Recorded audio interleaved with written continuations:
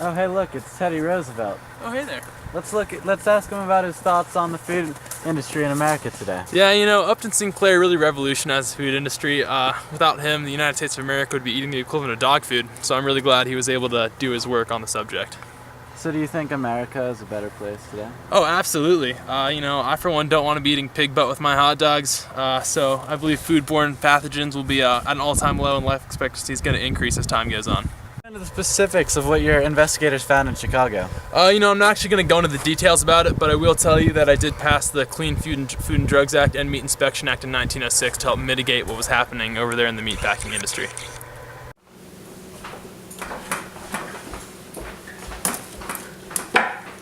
Hello, can you please take a minute to tell us about your profession? Hello, my name is Jurgis Rotkis, and I am a Lithuanian immigrant working here in the meatpacking industry in Chicago.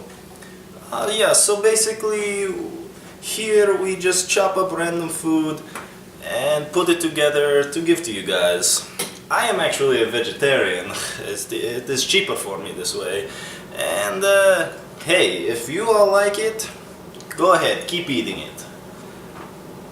Do you believe the food industry should be changed and inspected?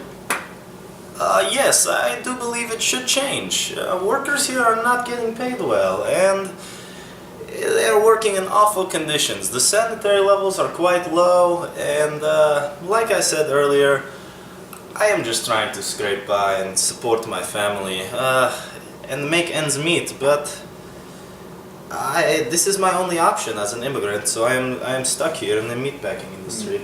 Thank you for your time. Yes, indeed.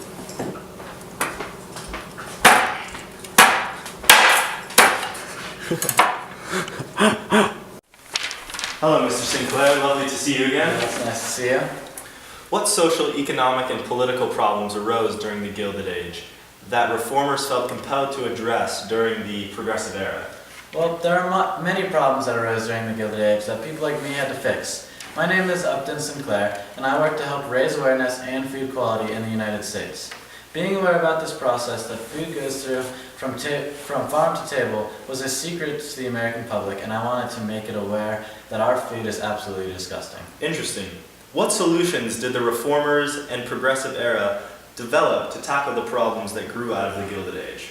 Well, growing up in Baltimore, Maryland, I was a member of the general public that needed to eat the food that was provided to me by the food processing plants. As a solution, I created the Food and Drug Administration to combat the sanitary issues in the meatpacking and the drug industry. And how successful were the solutions promoted by the reformers during the Progressive Era? Well, after researching the path that food goes through, I was appalled to learn that we are eating literally every part of the animal. I took charge and ultimately created the FDA. I worked closely with Teddy Roosevelt and offered officials after my book, The Jungle.